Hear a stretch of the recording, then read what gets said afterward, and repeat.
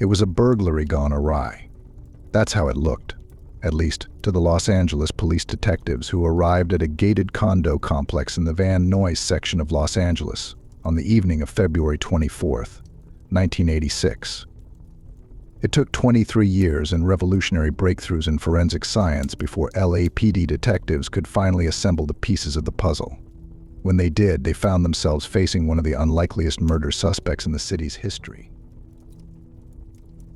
The body of a 29-year-old nurse and 3-month newlywed, Sherri Rasmussen, had been discovered by her husband, John Ruetten. When Ruetten, an engineer, had come home from work at 5:55 p.m., he'd known instantly that something was wrong. The garage door was open and the silver 2-door BMW he'd bought Rasmussen as an engagement gift was gone. It seemed strange that she would not be home. He knew she had called in sick to work that morning. Then Ruetten rushed inside. He found his wife's body in the ransacked living room. Shards from a broken porcelain vase littered the floor. A TV wall unit was partially collapsed. A credenza drawer had been yanked out and its contents, mostly documents, dumped on the floor. Examining the scene, the lead homicide detective, Lyle Mayer, began to piece together what he thought had taken place. Burglars must have entered through the unlocked front door. While one removed electronics from the wall unit, the other went upstairs and was surprised by Rasmussen. Her attire, robe, t-shirt, and panties suggested she had not been expecting visitors. Rasmussen was 6 feet tall and fit, and the ensuing struggle was ferocious. It evidently began in the dining room on the second floor of the townhouse, where shots were fired from a .38 caliber pistol, one of which may have hit Rasmussen. Hearing the shots, the downstairs burglar probably fled, ditching the video components. A blood trail down the stairs and a bloody handprint near the front door suggested Rasmussen had tried to escape or reach the panic button on the alarm panel located there, but her assailant followed. In the living room, Rasmussen had been bitten on her left forearm, perhaps while grappling for the gun, and then struck over the head with a heavy vase, a blow that likely incapacitated her. The assailant had then taken a quilt from across the room, presumably to muffle the gun's report, and fired more shots through it, killing Rasmussen. A housekeeper in the unit next door later said she'd heard a scuffle and a scream, but no gunshots. Imagining the din to be a domestic altercation, she hadn't called the police. In all, Rasmussen had been shot 3 times in the chest, the bullets piercing her heart, lungs, and spine. When it was over, the killer stole the BMW parked in the garage.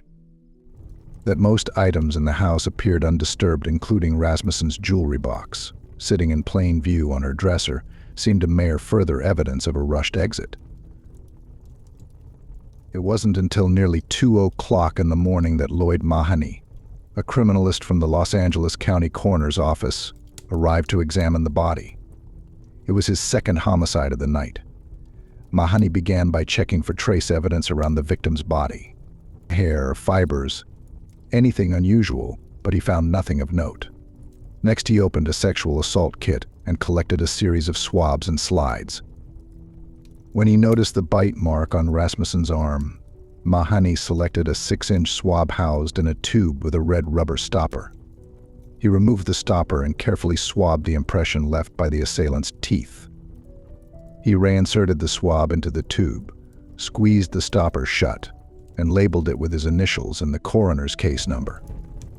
He placed the tube inside a 5 by 7-inch LA coroner's physical evidence envelope, on which he wrote Sherri Rasmussen's name, a description of the contents, and where he'd obtained them.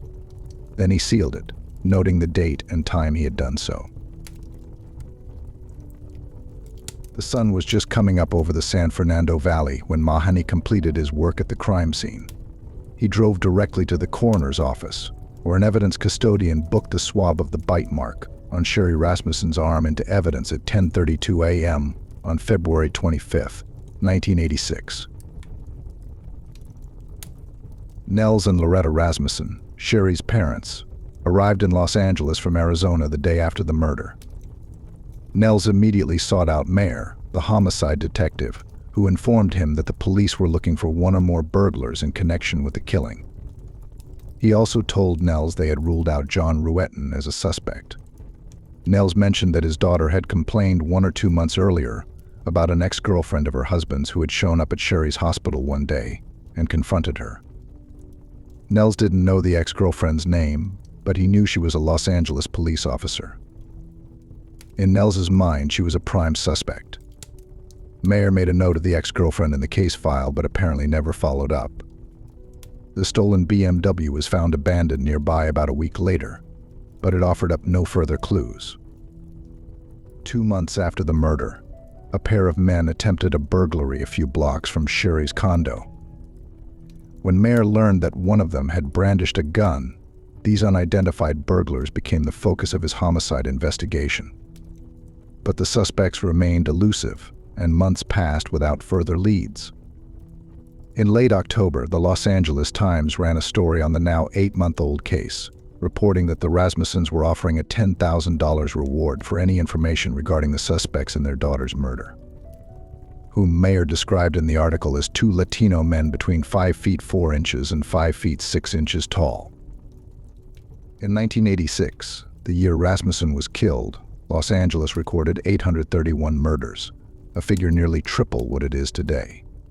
By the end of the year, LAPD homicide detectives had solved 538 of those murders, a clearance rate of 65% of them, 465% of them. 463 were cleared by arrest and 75. A catch-all designation for cases in which there is sufficient information to support the arrest of a suspect, but for reasons outside police control, no arrest can be made, for instance, when the suspect is dead or cannot be extradited to Los Angeles. LAPD homicide detectives track their clearance rate the way pro athletes track their season stats. It's the number by which their performance is judged, both within the unit and up the chain of command. The clearance rates reported at the end of each calendar year stand in perpetuity. They cannot be corrected through later arrests. If a homicide occurs in late December but an arrest is made in January, credit for the clearance is taken in the year of the arrest, not the year of the murder. One corollary of this quirk is that a division can raise its current year clearance rate by solving old cases, as well as fresh ones. In 2009, for instance, the LAPD's Olympic Division recorded 7 new murders, but its detectives were able to solve a total of 15, giving the unit an eye-popping clearance rate of 214%. At midnight on December 31st, when the LAPD closed the books on its 1986 homicide statistics, Sherri Rasmussen's murder was indelibly recorded as one of 293 unsolved cases.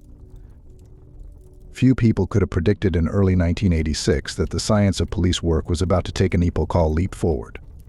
Not since 1901, when Scotland Yard validated fingerprinting for the purpose of criminal identification, had detectives' power to solve crimes been so profoundly transformed. 7 months after Sherri Rasmussen's death, half a world away from Los Angeles, DNA was used in a criminal investigation for the first time. 2 15-year-old girls from neighboring villages outside Leicester, in the English Midlands, had been killed, one of them that summer and one 3 years earlier. Both victims had been raped and strangled, their bodies left beside out-of-the-way footpaths. The inescapable conclusion for both police and terrified residents was that a serial predator was hiding among the local population. As Joseph Wambaugh, the LAPD detective turned crime writer, recounted masterfully in his 1989 book, The Blooding, an unprecedented force of 200 police officers was assembled to hunt for the murderer. Suspicion quickly fell upon a 17-year-old boy who seemed to have an unnatural interest in the second crime scene. When the boy was arrested and interrogated, he offered a rambling half-confession to the more recent murder, alternately describing his acts in great detail and then, moments later, denying he'd done anything wrong. The police were certain that he had killed both girls. But no matter how hard they pushed him, the boy refused to confess to the first murder. By that time, police laboratories in England and America were accustomed to analyzing biological evidence, typically blood or semen, using a laboratory method called serology to determine blood type. It was useful for investigative purposes, but too imprecise to serve as a smoking gun. Serological testing that the police had expected would link the boy to the victims had come up negative, but in light of the other evidence, they discounted the results. Someone mentioned to investigators a newspaper article about a local geneticist named Alec Jeffries, who had developed a novel process for mapping gene variations using DNA molecules. Jeffries, who would later be knighted for his contributions to forensic science, realized almost instantly the potential of the new technology, for which he coined the term genetic fingerprinting. Police asked Jeffries to develop DNA profiles from the suspect's blood sample and from semen at the two crime scenes. The results stunned everyone. The same person had indeed raped and killed both girls. But he wasn't the boy whom police had in custody. The first criminal suspect ever subjected to forensic DNA testing was thus exonerated by it. The investigation went back to the drawing board in all respects except one. Police now had a DNA profile of their killer, who they suspected lived nearby. In January 1987, a bold plan was announced. The police requested that all male residents between the ages of 17 and 34 provide blood samples for DNA analysis, to eliminate themselves as suspects. No one was forced to participate in the blooding. As the DNA dragnet came to be called, and few expected that the killer would volunteer himself, but police hoped that the list of those who declined to participate would provide new leads. Several months and thousands of blood samples later, the police received a curious tip. A woman who worked at a bakery in Leicester had been gossiping with co-workers at a pub when one mentioned that he had agreed to take the blood test on someone else's behalf. The woman called the police, and the naif who'd taken the surrogate blood test promptly fingered the man who had talked him into it, a fellow baker with the improbable name of Colin Pitchfork. When confronted, Pitchfork confessed to the killings, and DNA analysis later confirmed that he had raped both girls. In January 1988, Pitchfork became the first murderer in history to be convicted on the basis of DNA evidence. All over the world, newspapers hailed the breakthrough and marveled at the ways DNA forensics might revolutionize detective work. In Los Angeles, the first two defendants told by prosecutors that DNA evidence would be used against them promptly pleaded guilty. The third, in 1989, was an accused rapist named Henry Wilds. The prosecutor in his case was Lisa Kahn, a deputy in the district attorney's Van Nuys office, the same branch that would have handled the Rasmussen murder a few years earlier, had a suspect ever been arrested. Wilds was charged with committing 2 rapes in 1986 and 1987. The LAPD had collected semen at both crime scenes, and Kahn received permission to submit the evidence to a private lab for DNA analysis, which confirmed that Wilds' DNA profile matched that of the rapist. Even as forensic technology was taking great leaps forward, the investigation into Sherri Rasmussen's murder remained stalled. For years, her parents, Nels and Loretta, did everything possible to keep the case alive. In November 1987, they returned to Los Angeles and held a press conference, at which they renewed their offer of a $10,000 reward for information leading to an arrest. Sherri's widower, John Ruetten, was also there. It's been nearly 2 years of hell, not knowing who did this to Sherri or why he told the assembled reporters. In 1988, Nels wrote a letter to then Chief of Police Daryl Gates requesting his intervention in the case, specifically looking into the possibility that an ex-girlfriend of Ruetten's who was a police officer might have been involved. He received no reply.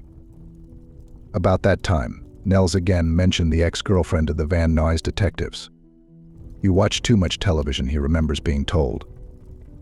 Into the early 1990s, Loretta called the Van Nuys homicide unit regularly to inquire about Sherri's case. In 1993, the Rasmussens traveled to Van Nuys for a face-to-face meeting with one of the detectives who had inherited the case when Lyle Mayer retired. Mayer's successor explained that he had reviewed the original case notes and tried to advance the investigation, but he had been unable to identify any suspects, and prospects for new leads were poor. Nels brought up an article about DNA forensics he had read in a science magazine and offered to pay for DNA analysis of the evidence at a private lab. The detective turned him down. "Move on with your lives," he advised the Rasmussens. After that meeting, Loretta stopped calling. Meanwhile, in a freezer in the Los Angeles County Coroner's office, alongside biological evidence from hundreds of other murders, the swab of the bite mark on Sherri Rasmussen's arm lay waiting for forensic science and the LAPD's scrutiny to catch up with it. If Lisa Kahn was the district attorney's resident DNA geek, that role in the LAPD was filled by Detective David Lamkin. In 1981, as a young cop, Lamkin had requested assignment to the Automated Information Division, which, among other responsibilities, maintained a citywide crime database that could be searched by modus operandi or other basic criteria, for instance. All liquor store robberies, in which the suspect wore a mask. Primitive as the IBM punch card and mainframe computer databases might seem today, they were cutting edge at the time, and they nurtured Lamkin's interest in how technology could be used to solve cases. He made detective quickly and requested assignment to a sex crimes unit. Lamkin excelled at the work, but by 1990 he felt burned out and decided to shift to homicides. At the dawn of the DNA age, Lamkin's background investigating sex crimes proved an excellent foundation for homicide work. Given the number of drive-by shootings then occurring in the city, LAPD detectives were far more accustomed to picking shell casings up off the street than searching for hair strands, semen stains, and other barely visible bodily traces. Lamkin, by comparison, had been working with biological evidence for years and was already convinced of DNA's potential.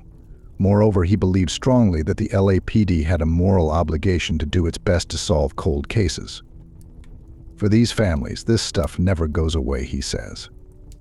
In 1993, Lamkin was working homicide at the Hollywood Division, where he had a front row seat for the conclusion of perhaps the coldest case ever solved by the LAPD.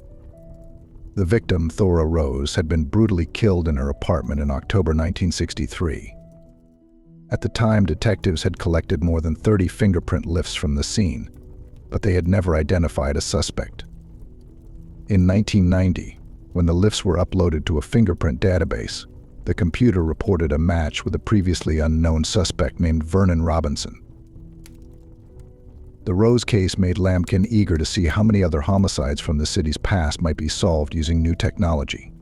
LAPD homicide detectives had always been free to work cold cases, but only as time permitted between fresh murders, which wasn't very often. Now, using the new fingerprint and ballistics databases that had come online, Lamkin found he was able to clear some old homicides fairly easily.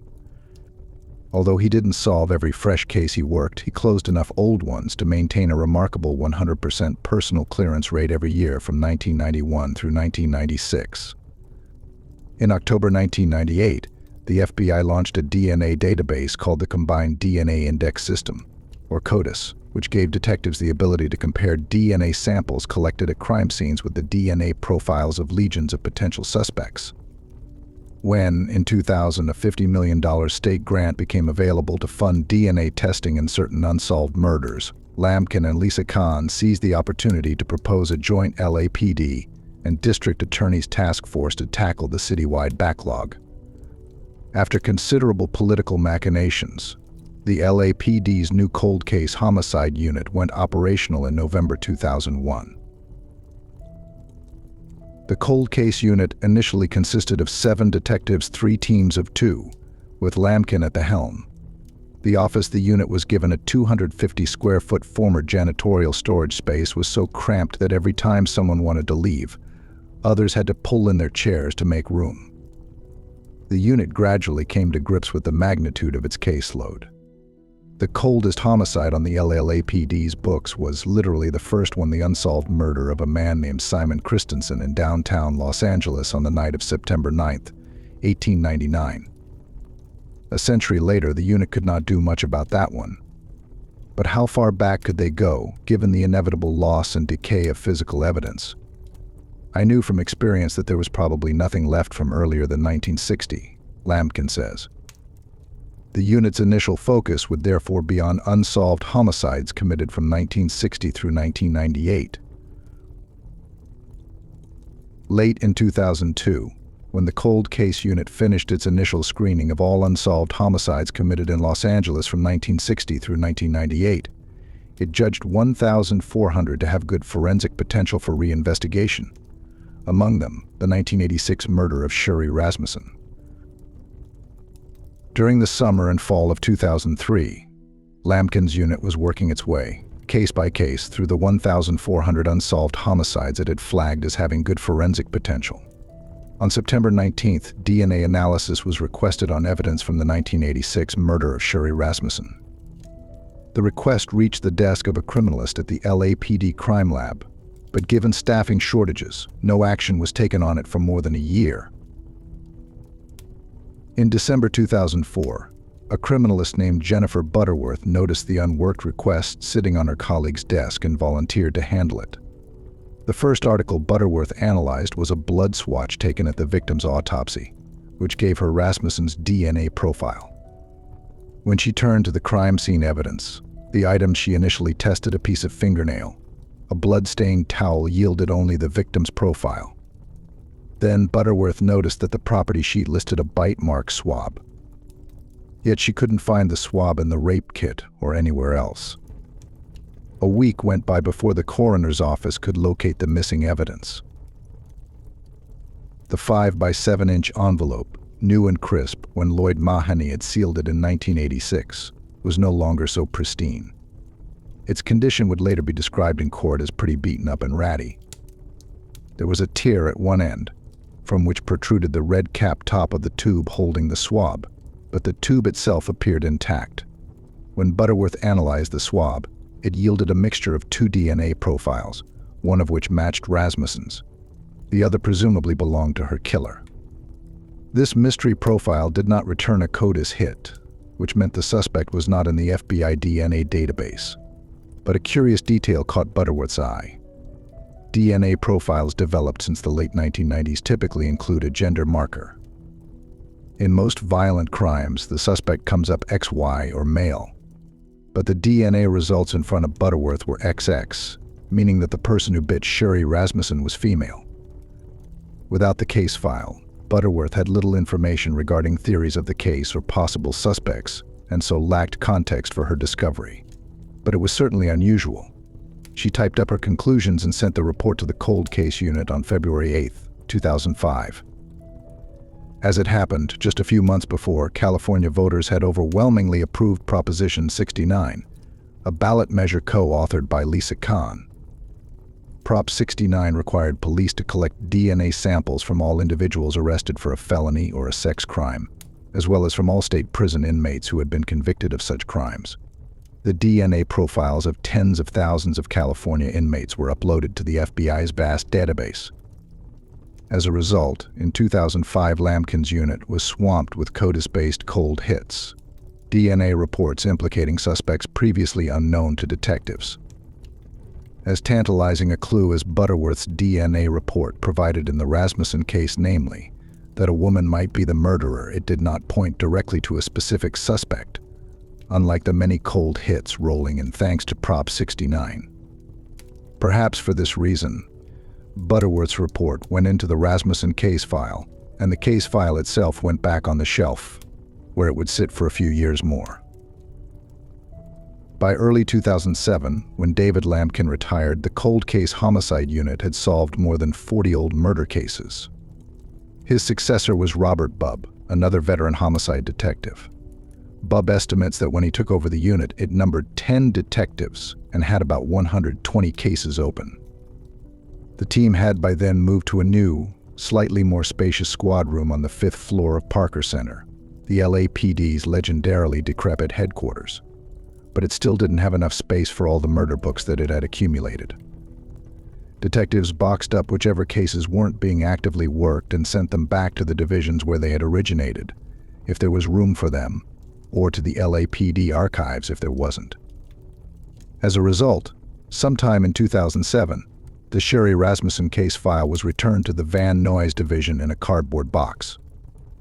By coincidence, Bubb followed it in March 2008, when he accepted a transfer to run the Van Nuys homicide unit, which had just lost its supervising detective and 2 others to retirement. When the dust settled, the squad consisted of Bubb and 3 other detectives: Pete Barba, Mark Martinez, and Jim Nuttall. Whereas Van Nuys once recorded 30 to 40 homicides a year, nowadays it averages 5 to 7. It's a very manageable number of murders for 3 guys to work, Bub says. In early February 2009, with the squad's most recent homicide cleared, Nuttall and Barba began poking around for an interesting cold case. They settled on Sherri Rasmussen's. It was 4 books when it reached me. 4 books deep, Nuttall says of the case file. They kept a pretty good chronological record of everything that was done over 23 years. When Nuttall reached the 2005 DNA analysis report, he saw immediately that the gender marker was incompatible with the original theory of the case.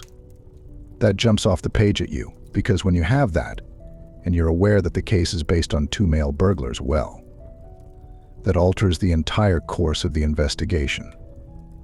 You have to go back to square one. The detectives went back over the whole investigation, but this time with the assumption that they were looking for a female suspect. When they finished going through the case file, they had a list of 5 names, among them that of Stephanie Lazarus, who was cited in the original police work as John Ruetten's ex-girlfriend, with the further notation P.O. Nuttall didn't make anything of the initials until he called Ruetten, who told him that Lazarus had been a Los Angeles police officer. Nuttall was stunned at the thought that a cop might have killed someone and gotten away with it. It was extremely difficult initially to process that possibility, he says. Wondering whether she might still be on the job, the detectives typed her name into the LAPD's directory, and there she was, Detective Stephanie Lazarus. Nuttall phoned Bub and told him they had identified the police officer ex-girlfriend whom Nels Rasmussen had brought up all those years before. The suspects on the squad's list were numbered 1 through 5.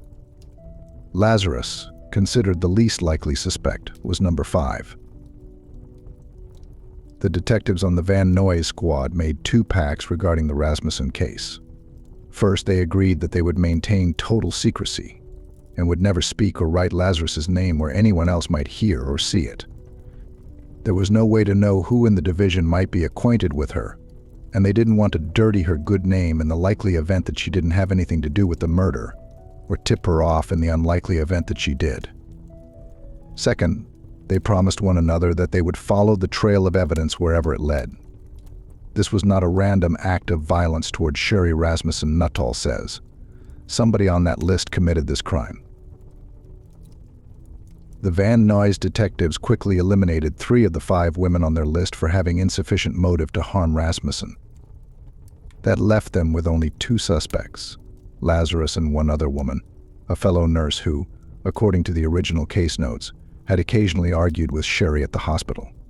We were teetering, Bub recalls, but as far as motive was concerned, the information that we had was that Lazarus and Ruetten's relationship had been over since the previous summer. We didn't have anything to establish there was any animosity. The detectives decided they would investigate the nurse first, confirming or eliminating her as a suspect. She was located living in Northern California, and Bub made arrangements with local law enforcement to surreptitiously collect a DNA sample from her. In mid-April, just over 2 months into the new investigation, that DNA report came back negative. The detectives' list was down to 1 name, Stephanie Lazarus. Fact by fact, the team began piecing together Lazarus's relationship to Sherri Rasmussen. Lazarus and John Ruetten had become close friends at UCLA, where they'd lived in the same dorm. After graduating in the early 1980s, they dated on and off. In 1985, Ruetten began dating Rasmussen seriously. He proposed to her that summer, and they married in November. 3 months later, she was dead. At the time, Lazarus was a 26-year-old patrol officer in her 3rd year with the LAPD. In 1993, she made detective, and in 1996, she married a fellow LAPD officer, with whom she later adopted a little girl. In 2006, Lazarus was assigned to the department's art theft detail, a plum post with a degree of prestige rare for Los Angeles police work. In her long career, she had never been involved in a use of force incident or been accused of any misconduct. Still, as the Van Nuys unit continued to dig, other details fell uncomfortably into place.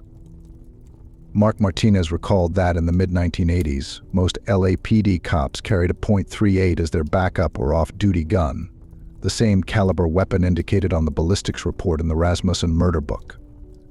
On April 30th, the detectives entered Lazarus's name into the California State Gun Registry, which returned a list of all the firearms she had ever registered.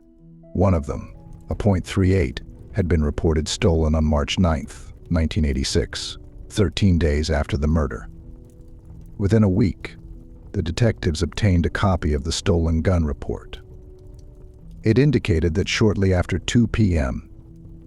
that Sunday, Lazarus had walked into the lobby of the Santa Monica Police Department, identified herself as an LAPD officer, and told the clerk that her car, parked near Santa Monica Pier, had been broken into. The lock on the driver's side door had been punched, she said, and a blue gym bag stolen. Lazarus listed for the clerk the contents of the stolen bag: clothes, half a dozen cassette tapes, and the handgun, which she described as a Smith & Wesson 5-shot .38 revolver. Without that gun, or more precisely, without a bullet known to have been fired from it, the Van Nuys detectives would have no way to prove, or disprove, that it was the murder weapon. By this time, Nuttall had spoken on the phone with Nels Rasmussen, Sherri's father, whose persistence and intelligence impressed him. I said, "We need to talk about everything. I need you to walk me through everything from A to Z," Nuttall recalls. He asked Nels about women who might have wanted to harm Sherri, and Nels recounted what he had told detectives in 1986 about Rueten's cop ex-girlfriend, who his daughter said had confronted her at the hospital where she worked. Given the sensitivity of the unfolding investigation, Nuttall had to be cautious about tipping his hand. But he told Nels, "Give me time to do what I have to do, and I think I'll be able to have an answer for you." If a case against Lazarus was going to proceed, it was inevitably going to end up with the department's robbery homicide division, the elite detective unit that handles the city's most sensitive and high-profile murder cases. Bub, a veteran of RHD, was determined to deliver an ultra-professional case to them. The detectives had known for a while that they would need to obtain a sample of Lazarus's DNA to compare with the bite mark swab. We had kicked around the idea of doing it ourselves, doing surreptitious DNA, Bub says. But the way the circumstances were, there would have been too many variables involved and too much potential for screw-up. We felt it best, if we're going to do this and hand the package to RHD, we're going to hand it to them with everything done correctly. Bub went to his lieutenant in the Van Nuys division and briefed him on the investigation. Outside of Bub and the 3 men in his unit, the lieutenant was the first person in the department to learn that an LAPD detective had become a cold case murder suspect. The captain of the Van Nuys division and his commanding officer, the chief of the Valley Bureau, were quickly brought into the loop. We explained that this could still turn out not to be her, Bub says. There were some coincidences, but there was nothing definitive for us at this point. The chief decided that Bub's unit could hang on to the case until the DNA sample was obtained. Back at the squad room, the detectives prepared for 2 possible outcomes. If Lazarus's DNA matched the sample from the swab, RHD would assume responsibility for the case. If it didn't match, the Rasmussen case would be designated investigation continued and shelved yet again, probably forever. On May 19, 2009, the Van Nuys detectives met off-site with detectives from the LAPD's Professional Standards Bureau, a surveillance unit directly under the command of the Chief of Police, who was then William Bratton. On May 27th, after a week of preparation and surveillance, plainclothes detectives surreptitiously trailed Lazarus as she ran errands. When she threw out a cup and straw she had been drinking from, the surveillance team swooped in and retrieved it from the trash. At the Scientific Investigation Division, a DNA profile was quickly developed from the saliva on the straw and compared with the unidentified profile extracted from the bite mark swab. On May 29th, Bub was on a day off when his cell phone rang. The call was from a technician at the crime lab. Bub recalls it was one of those gut-wrenching moments when he said, "Yes, it's a match." The art theft detail where Lazarus worked was on the 3rd floor of Parker Center, just across the hall from the Robbery Homicide Division squad room. Lazarus was friendly with a number of RHD detectives, which made assigning the case a challenge. The two detectives who were ultimately chosen, Greg Stearns and Dan Jaramillo, were selected in part because they did not know Lazarus well and had no bias for or against her. Bub says maintaining the secrecy of the investigation was a top priority. Detectives are gossipy, he explains. That's the nature of being a detective we all want to know. Within hours of receiving the DNA results, Bub and Nuttall brought the 4 binders that comprise the Rasmussen case file to Stearns and Jaramillo at Parker Center. We're giving them this spiel of where we are and how we got here, what's been going on for 23 years, Nuttall recalls. Dan and Greg aren't asking questions yet because they're still absorbing this information that's just overwhelming. When they finished, all 4 detectives went straight from RHD to the DA's office, where Bub and Nuttall briefed the prosecutors who would be handling the case. To maintain secrecy, Stearns, Jaramillo, and Nuttall spent the next week working out of a conference room at the DA's office. While Stearns and Jaramillo began planning their strategy for interviewing Lazarus, Nuttall and Lisa Sanchez, another RHD detective, flew to Arizona to meet with the Rasmussen family. When the 2 LAPD detectives pulled up to the house, Nels came out to the driveway to greet them. The whole family was waiting inside. He walks me in, Nuttall recalls, and I drew a blank on what I was going to say. The awkward silence was broken when Loretta crossed the room to where Nuttall stood and hugged him. Here's this woman who never said 2 words to me, Nuttall says. She just walked across the room and she gave me a hug. Before the detectives left, Nuttall made one last plea for the family's patience. The detectives returned to Los Angeles and dove back into the case with Stearns and Jaramillo. One of the thorny issues still to be resolved was how and where to confront Lazarus. Chief Bratton didn't want anybody approaching her when she had a gun or access to a gun, Nuttall explains. There was no way anybody was going to sign off on us going into the house with a search warrant in the middle of the night, and it may be ending in tragedy. In the end, they decided to stage the interview at Parker Center's jail division, located on the floor directly below the robbery-homicide division and the art theft detail.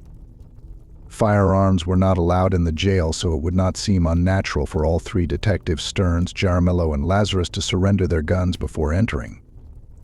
The plan was for the RHD detectives to request Lazarus's help interviewing a jailed suspect who claimed to have information on an art theft case. When she arrived at the interrogation room 1, equipped with recording equipment to videotape the interview, Hay would shift gears and gradually turn to the Rasmussen case. Given how many suspects Lazarus had arrested herself over the years, she was undoubtedly well aware of her rights to silence and to legal counsel. The unknown factor was how long she would wait before invoking one or both. Everything I knew about Stephanie, she was sharp, Nuttall says. Stearns and Jaramillo's goal would be to keep her talking as long as possible, while simultaneously assuring her that she was free to leave at any time. She would be, but only technically. As Stearns and Jaramillo would know, but Lazarus could hardly suspect, the moment she ended the interview and walked out of the room, she would be arrested, regardless of what she had told them. The interview was scheduled for early in the workday on Friday, June 5th. Chief Bratton wanted the Rasmussen family informed of the arrest in person as soon as it happened, so they didn't hear about it through the media. Nuttall was tapped for the job. He called the Rasmussens and said he was coming back and would need to see them again on Friday morning. Nels replied that he had a doctor's appointment. Nuttall recalls, I said, "Nels, if you can reschedule it, you may want to reschedule." At 6:40 a.m. On June 5, 2009, Jaramillo stopped by Lazarus's desk. He was wearing a wire. "Stephanie?" he asked. "Do you know me? I'm Dan Jaramillo. I work over here on the other side." He explained that he was working on a case and had a suspect in the jail who was talking about stolen art. "I don't know a lot about this stuff," he told Lazarus. "You can kind of talk to him. You can see if he's for real." "Sure," she said. "Just for like 5 minutes or something," Jaramillo added. When Lazarus arrived in the interrogation room, Stearns and Jaramillo abandoned the story of a suspect talking about stolen art and explained that her name had come up in a case involving an ex-boyfriend of hers, John Ruetten. Knowing she was married to someone else, they told her they'd selected a place where they could speak privately, away from gossiping colleagues.